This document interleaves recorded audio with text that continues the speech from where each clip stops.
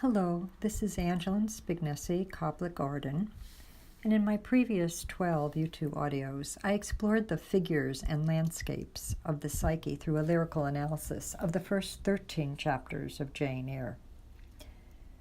I showed ways of encountering problematic and guiding figures in their various landscapes that you, if you're a woman, have to negotiate in your psychological development. In my third book, entitled The Articulate Silence of God, I explored how these figures and landscapes pertain to a man's psyche as he joins with a woman, and then how they pertain to the couple's psyche. And in this work, I bring depth psychology to Christ, or better put, I saw what depth psychology asks of Christ, which thereby means the reverse, what Christ asks of depth psychology. Working from my own experience, as well as my therapeutic work with others, I explored the crucial role Christ plays in health and healing of some of the more ominous obstacles of which we are unaware, which are unconscious. Now, I'm not disavowing other religions, of which I'm highly respectful, and you can find an ecumenical dialogue in my play entitled Unfolding. For those like me, Christ is in our blood, and he comes through and heals our blood diseases. Fortunately for me, I knew Jesus as a child, and he has deeply healed me. The Jesus I know and of whom I speak here, I think all know deeply.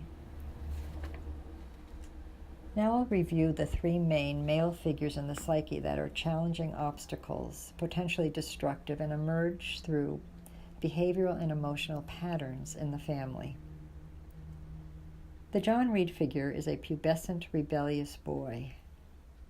He is indulged by his mother and has a dead father. He overeats and is flabby, tyrannical, and continually tormenting of anyone who becomes his victim until his cruelty turns on himself. The Brocklehurst figure is a hypocritical clergyman who runs an orphanage of which his mother was benefactress, which is for poor and neglected orphans. So he is of the place where there is no mother or father.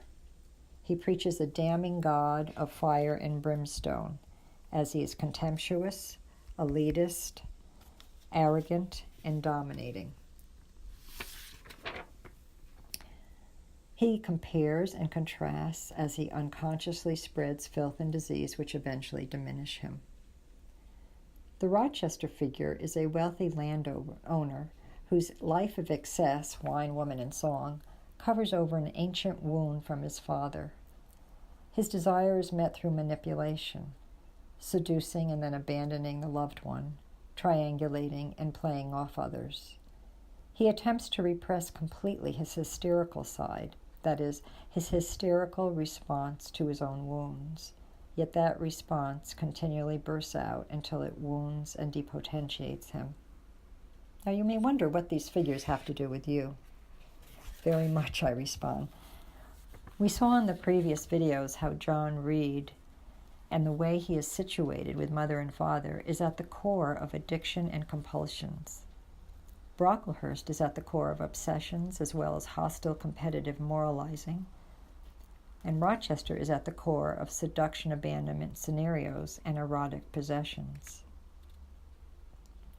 So these figures have to do with you, since any attempt to heal the above disorders with only physical or mental procedures is bound to fail, since the psyche has to be part of such healing.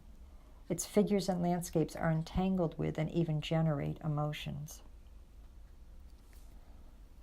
Depth psychology is the study of the unconscious, and particularly the figures and landscapes of which we are unaware, that are within our behavior and thought. Freud, Jung, and their followers taught us that our psyche is multifaceted, has many parts, even personalities, which we can uncover in dreams, active imagination, and also through the classics of literature and art. Because what makes any work a classic, long-lasting and speaking to people of many generations and cultures, is that the author or artist tapped into figures and landscapes of the psyche available to all, and then brought them back for us. Both Freudian and Jungian work showed us how the psyche is integral to emotion.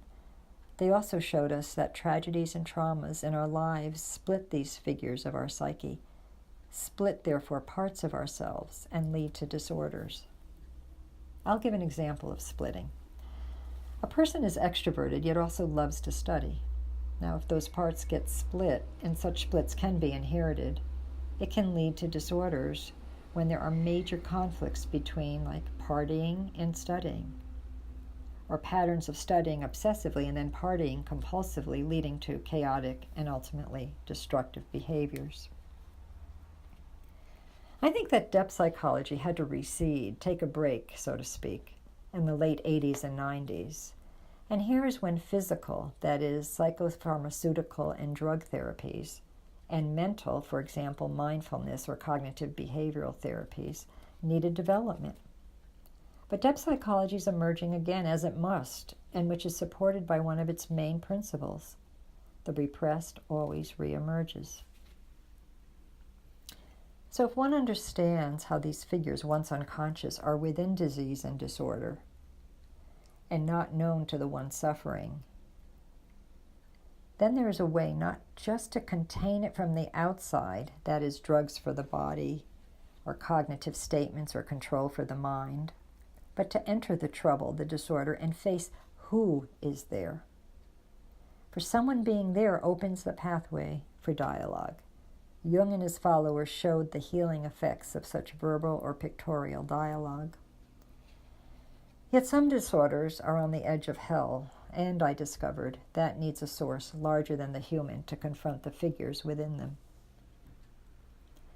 So I brought my findings in my book, Lyrical Analysis, The Unconscious Through Jane Eyre, to Christ, or more precisely, I wrote about how Christ emerged from those findings. So in the next book, my book, The Articulate Silence of God, I begin with part 1 entitled Moving from Idols, Abandonment and Attachment. I begin saying that the fall of Adam and Eve is a requirement of our birth, and all of us experience the consequences of the fall in different ways. We each arrive through different births and suffer differently because of the various situations into which we are born. And I mean here that we each are born to particular parents in a particular geographical situation, in a particular historical and cultural time, and each has particular physical and genetic attributes. The original trauma in our life, I claim, is a rupture which enacts the broken connection with God in the fall. This rupture is experienced in a horrid moment when the new being recognizes that the parent or caregiver is not Eden, is not paradisical garden, and that parent cannot contain, and yet neglects or slams the way the self is coming to fruition and growing. This rupture can be experienced in the womb for some, or the first months of life.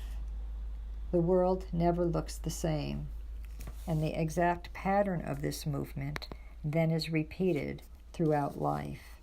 And that is what is so interesting, how it so precisely is repeated in every detail. Here are examples of such patterns that get repeated. Emotionally incestuous bonds with either parent or both, that then repeat with teachers or bosses. Horrid competitions with particular siblings that repeat with friends and colleagues.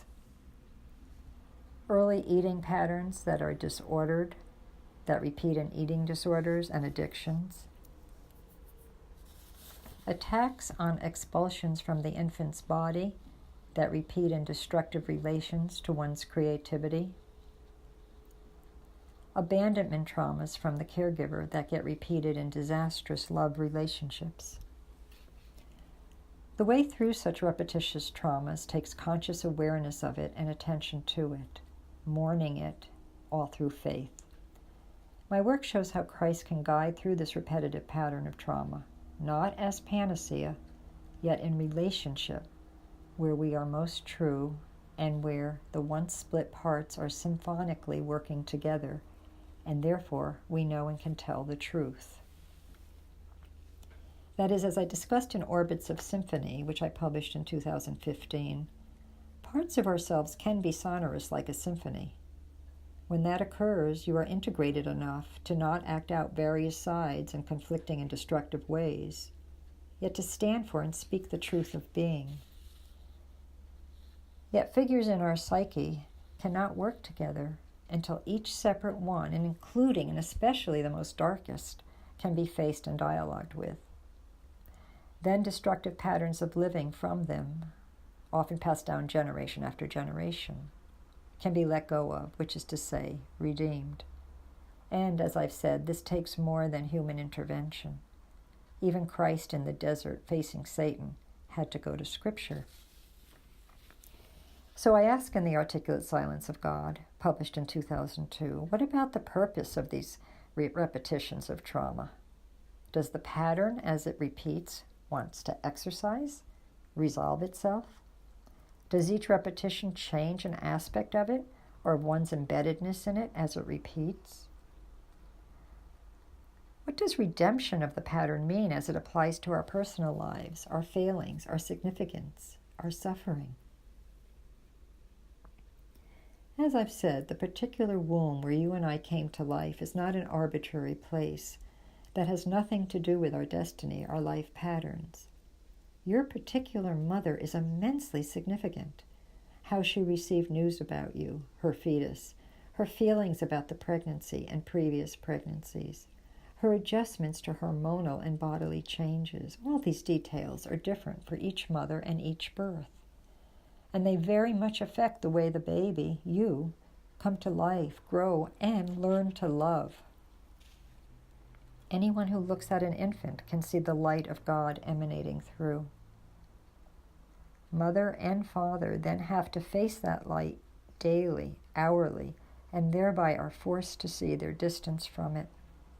Each reacts to that distance very differently. Each mother is responsible for the infant's life or death in the womb and beyond, and the infant thereby senses her as omniscient, omnipotent even, having divine authority in the way she can stop or promote the life of the child. The way the mother's womb and she herself is so easily identified as the creator leads to idolatry of her. This idolatry is the source of the mother's unauthentic power, her misuse of that power, and, importantly, the misogyny of thousands of years. So we realize what a tremendous task it is to be a mother. I think there should be whole courses on motherhood. A mother has to understand her ability to give birth, to be being seen by the infant as divine, and also to understand the necessity of what will be a horrid rupture from her as seen as divine. She has to understand, as does the father, their role in this rupture, and together move the child consciously through all that. I discuss these issues through a story about a man called Sander.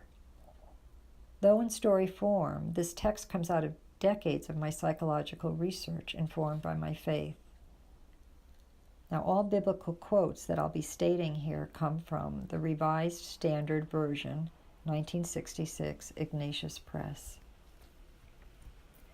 So I say about Sander, quote, he had been to the tombstones within the under-earth, as to the stratospheres of planetary escapades shimmer, and he had been leveled in the ordinary. All were now like ribbons rippling away, end quote.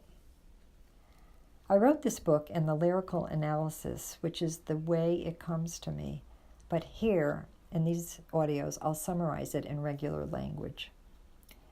So I describe how Sander is in a corner and takes an ornament out of his pocket. It looks like a coin and has a hole at the top to make it into a necklace. A woman's face is on it, and he strokes the ornament, realizing how he had used her as an ideal, a god. He doesn't know how to keep or even how to get rid of the ornament, which he made of her. He puts it on the desk his grandfather had built. He then takes a bath, and after emerging from that, he hears a tingle as if a pin dropped. He finds a little bulb that fell from the end of the string that pulls the blinds, and the bulb reminds him of fortune-telling. He thinks of when he had his fortune told, when he was blind to himself.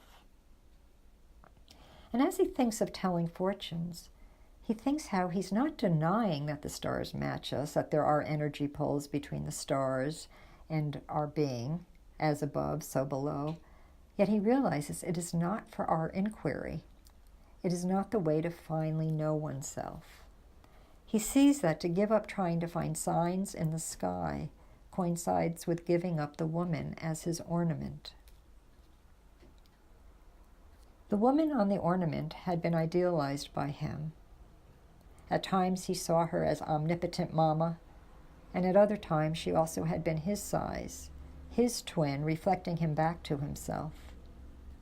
He knows he has to be between not being blind, yet not going where he should not go, since each extreme had brought him much distress and useless suffering, yet giving up each makes him feel limp and afraid. So he tries to reinstate a potency to feel himself powerful by throwing basketball hoops, and then calling a woman whose sweetness he wants to use to ease him out of himself. But though she can see him, he cannot see her or himself. So he starts walking alone on a gravel path and finally sits down, and he begins to cry. An old man sits beside him and offers him a handkerchief and says they can speak about ruptures. What the old man teaches him is that God forms us in the womb, and there we are nurtured, we are with God. This bliss in the womb is what addictions later try to recapture yet cannot, and instead lead to a grandiosity and inflation that ultimately blows up. Once out of the womb, the ruptures begin. The mother forgets that the embryo is of God, and often she thinks she is the creator, God, or the child will be her God. She and the father may not want or expect a simple baby. They prefer to be God to the child or have the child be their God. As the baby leaves the womb, the mother is in agony. It hurts to let go of what God formed in body and not to clasp at it as idol. Labor leads to a welcome pungent goo of a mound of love, wound of love from the very start. Call it labor, but it is for life. Suffering, the old man says to Sander, which is the wrong kind, that is fraught, comes from wanting to keep being at one with the offspring for life. As the baby separates out of womb, its humanity defies that it is the parent's God, or that the parents are God in creating it. At birth, and sometimes even in the womb, the separation unfolds. Each budding growth of the infant is another fall. Just as death was the curse of the fall, each rupture and separation feels like a death, and each generation passes on the curse of saying, if you separate, either you or I shall die. Sander replies to the old man that death would be a relief, that these separation agonies are more hell. The threat of separating to be oneself is more of hell. Yes, says the old man, it feels like hell, the hell of the fall, but actually each rupture, separation from idle parent, idle child, can be a way back to God. Sander tells the man that he is ready to leave the womb, since his repetitious attempt to return to it have been a living hell. Each time the attempt to return to the womb-like bliss led to inflation and then collapse. He says he knows that each individual has different patterns that repeat, intending to return to the womb. He asks the old man if each failed attempt is a learning of sorts and can approximate a healthy way out to being oneself.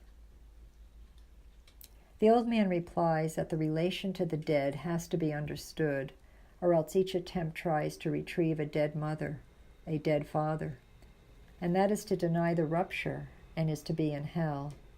Ironically, he continues, as one accepts the humanity of each parent, as they become less idle, they also become less demon.